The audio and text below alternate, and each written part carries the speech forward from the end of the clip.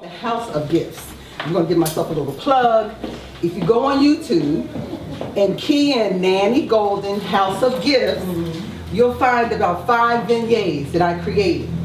And these vignettes explain my idea of giftedness in a more detailed fashion for you. Before I knew about this information, multiple intelligence, there were kids who weren't doing well in my class. Those who did well were those who were auditory, because they could get the information by hearing, get out of the loud at all. But this guy, Howard Gardner, who is a professor at Harvard University, said that we are more dynamic than just a standardized test. We are more dynamic than the results of an IQ test. We are complex beings. We're fascinating beings. And so as teachers, for children, we have to teach them, appeal to their style of learning. Visual, auditory, kinesthetic, tactile, linguistic. I was also very talkative too. Oh, chatter all the time. My mother's in the back, they would say, Nancy's a nice young lady, but she just talks all day long. That was on the back of my report card. But was that a problem? That was a problem for the teacher, but not for me, because that was my area of what? Learning and giftedness. Now, I firmly believe that we don't really need the government to help us out. We rely on the government too much. Why are we asking the government for things when we have it here? Why? Come on up here, Darlene.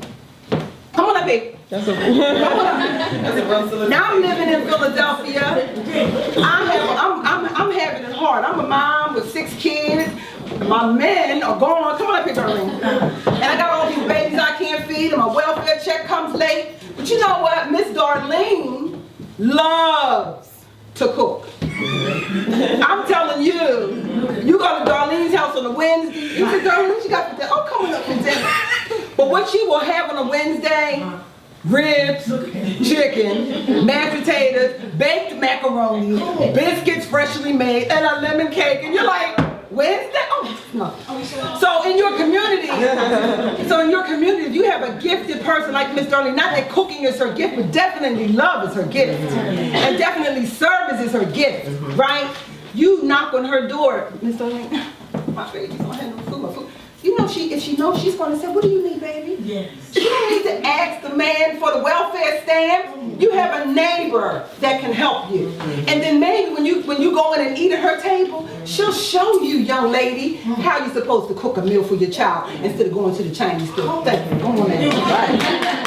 If we stay in our lane, right? If we use our gifts to positively impact our sphere of influence, then you will see definite results, not only in your home, but in your community at large. That's why we got so much problems going on. If you're a gifted kinesthetic person and there are kids that need stuff to do, then maybe you should start some kind of basketball team or cheerleading team. It starts with you, but you can't get it going until you know who you are, right? Remember those numbers that I gave you. They mean that you are brilliant. And it's unfortunate, ladies, if you are a grown woman and you don't know who you are. That's an unfortunate thing. But it happens, like I said, life happens. But you can start today, like I said, creating what I call an individual composite, okay? It has everything about you in this box. And this box is just for you.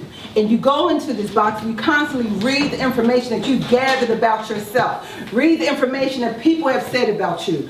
Put in there your experiences, your ways of volunteering to help others.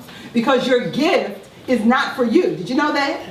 Now I gave you that gift and that's for you. But God gives you a gift and it's not for you. Can you believe that? You mean to tell me that I am like this gorgeous singer and everybody needs to hear me? It's not just enough. It's to share with the world. I'm going to tell you something else. I just learned this from my mother. If you're shy,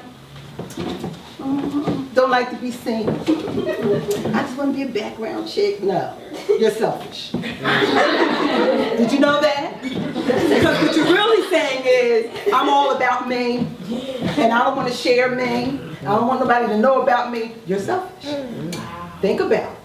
You're selfish. I never thought about it that way. We had a lot of kids in my schools who were quiet, holding back. Because if you're holding back, what are you holding back? You're holding back the very thing that I might need. You're holding back.